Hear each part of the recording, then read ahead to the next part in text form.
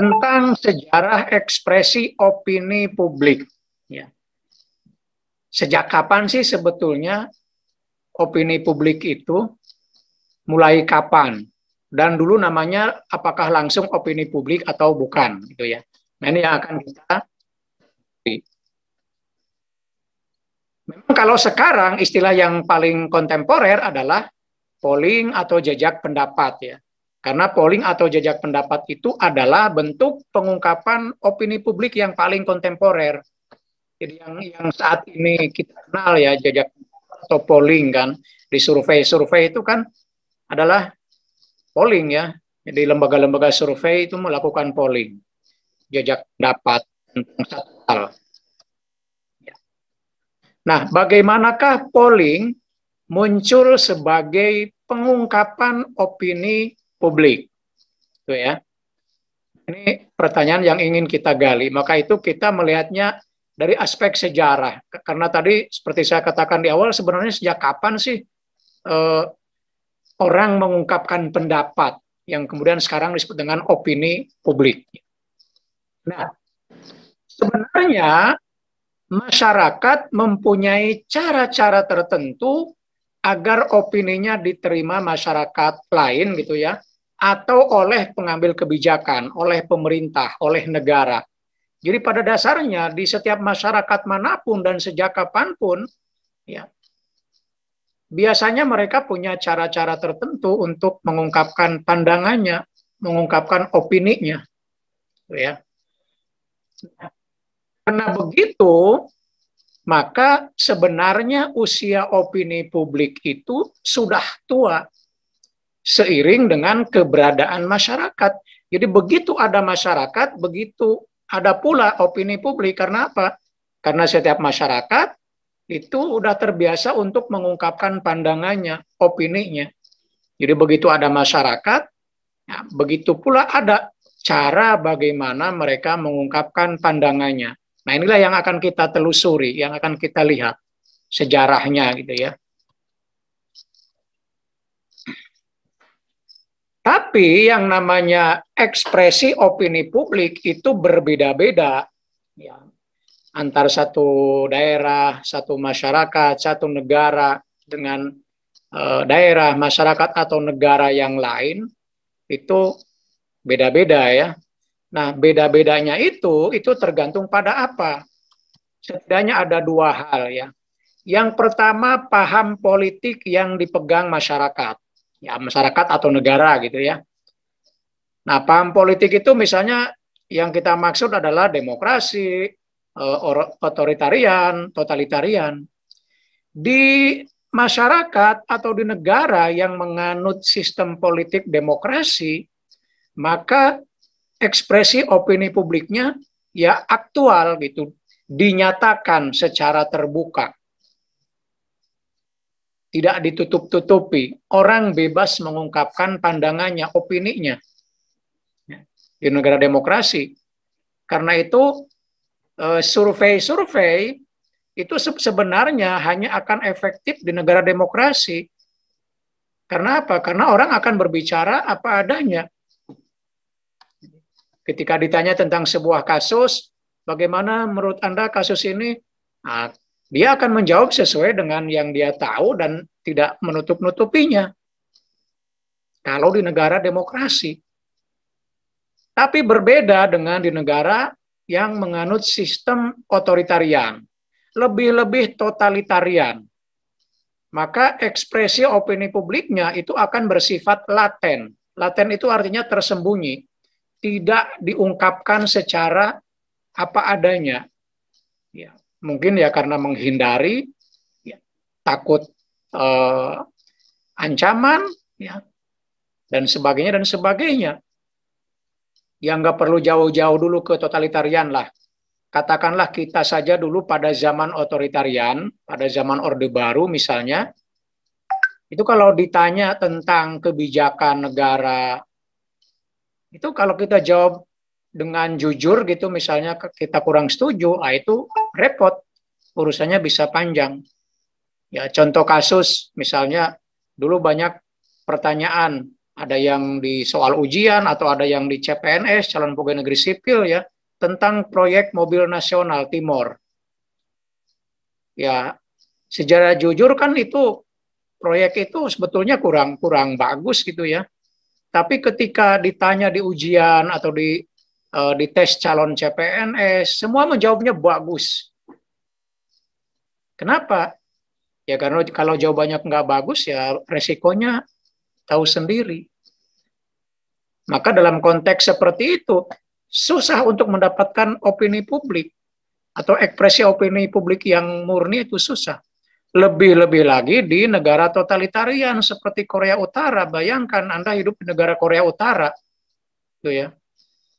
Udah banyak kasus di Korea Utara dihukum mati di hadapan umum, ya, dengan kasus-kasus yang sebetulnya ya bisa kalau di negara kita mungkin atau negara yang lain bisa hukuman penjara misalnya ya. Meskipun ada juga bagusnya ya, belum lama ini Korea Utara menghukum mati di depan umum koruptor. Boleh juga tuh ya kasus di Korea Utara itu koruptor dihukum mati di depan umum. Ya. Tapi itu hanya satu, kebanyakan yang lainnya ya kurang layak. Kayak ada belum lama ini ada sekitar 4 atau 5 orang ya yang dihukum mati di depan umum karena dianggap penyebar budaya Korea Selatan melalui musik, film gitu ya. Dan memasok itu dari Korea Selatan. Ya Korut kan serba tidak mau dengan Korsel. Nah, jadi paham itu akan membuat ekspresi opini publik berbeda-beda ya. Kemudian kemajuan teknologi yang digunakan. Nah, sekarang kita berada di 4.0, mungkin nanti akan 5.0, di mana teknologi internet udah menjadi sesuatu yang sangat-sangat lumrah, sangat-sangat biasa. Karena itu opini publik tersebar begitu cepat, ya kan? Secepat pemberitaan online-nya. Ya. Dulu ketika teknologi belum begitu canggih, ya masih mengandalkan surat kabar atau televisi, maka penyebaran opini publik tuh nggak secepat sekarang. Ya koran kan paling cepat harian itu kan berarti 24 jam, ya kan? Kalau ingin tahu berita yang mendalam gitu dari koran, kita harus nunggu 24 jam. Nah, sekarang nggak harus nunggu 24 jam, bahkan 1 jam atau menit, detik. Online itu per hitungan beberapa detik sudah muncul yang baru, update lagi. Ya kan? Berita pertama masih kurang lengkap, muncul berita kedua melengkapi. Jadi pergerakannya begitu cepat ya. Oke. Nah, sekarang bentuk-bentuk ekspresi dari opini publik. Sekarang kita menyebutnya polling, jajak pendapat. Dulu bagaimana? Dan bagaimana cara orang atau masyarakat pada zaman dulu mengekspresikan pandangannya? Nah, kita ketahui bentuk-bentuknya ya. Nah, secara historis ada beberapa teknik ekspresi opini publik. Itu ya. Ada orasi, ada cetakan, menggunakan yang dicetak gitu ya. Ada kerumunan, ada petisi, ada ruang diskusi, ada cafe house, kemudian gerakan revolusi,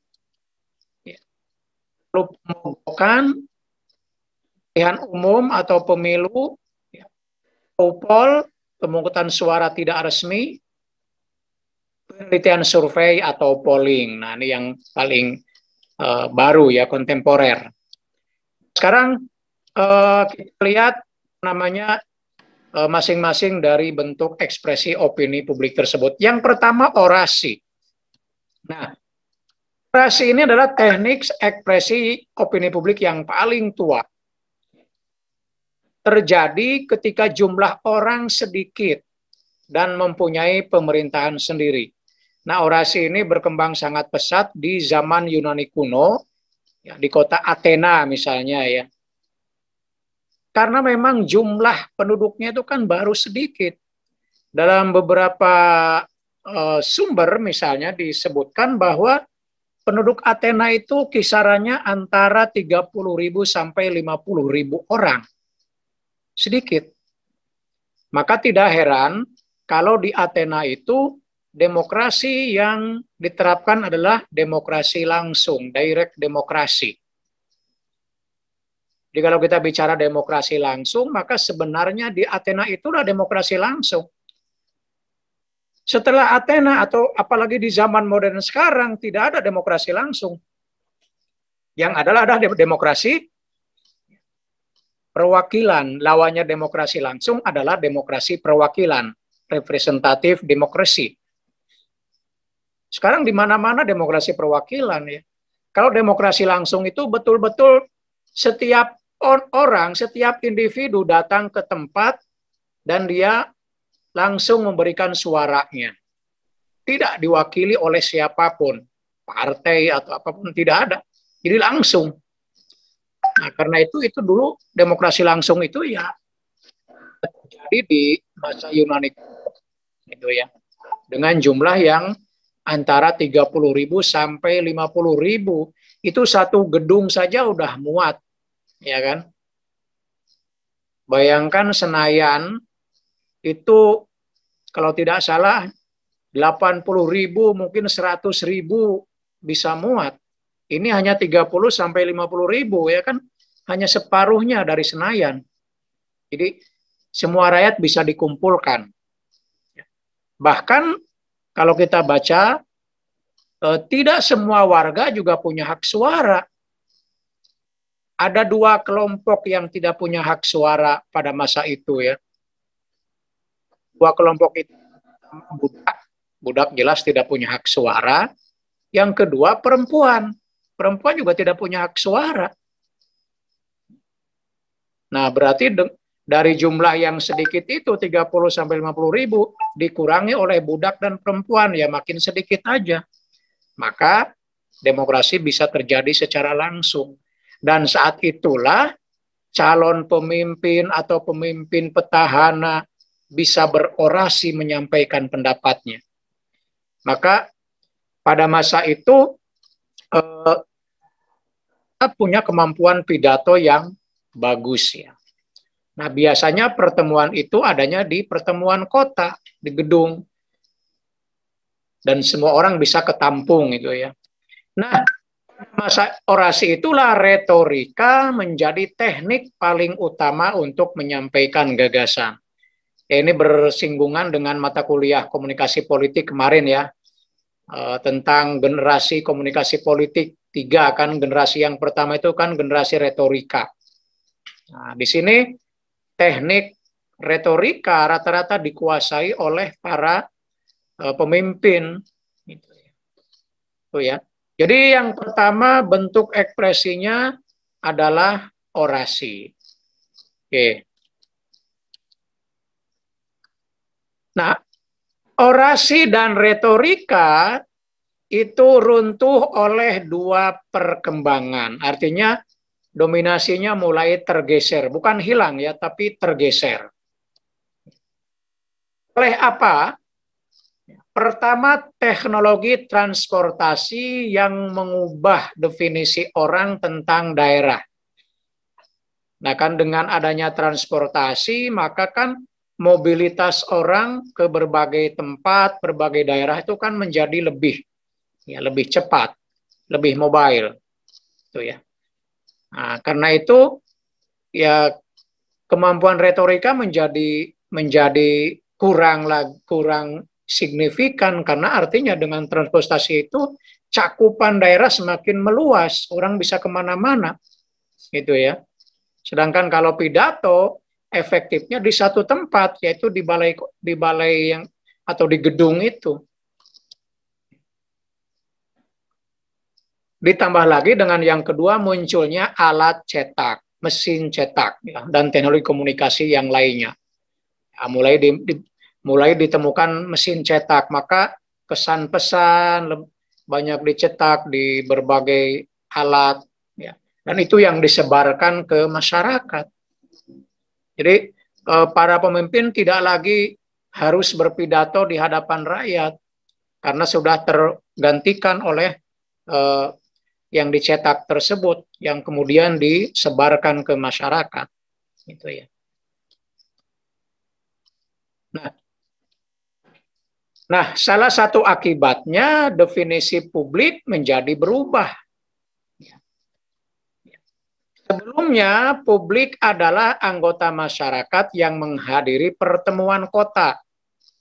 Nah, karena orasi seperti saya bilang tadi itu akan efektif kalau ada di satu tempat dalam gedung pertemuan. Dan itulah yang disebut dengan publik. Pada saat itu ya, pada saat generasi orasi itu. Di publik itu mereka yang hadir di pertemuan.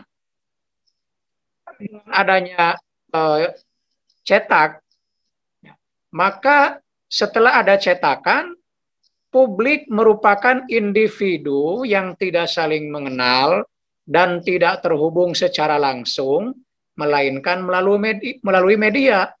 Maka definisi publik tidak hanya orang yang ada di pertemuan yang mendengarkan orasi, tapi mereka yang ada di berbagai tempat yang lain. Tapi mereka tersambungkan atau terhubungkan melalui media. Jadi di daerah A, di daerah B, di daerah C, mereka mungkin tidak saling kenal, tapi terhubung oleh media. Jadi mereka disebut publik. Di definisi publik semakin luas dengan adanya cetakan gitu ya. Oke. Kalau dalam era retorika, gagasan disampaikan secara langsung dan konkret.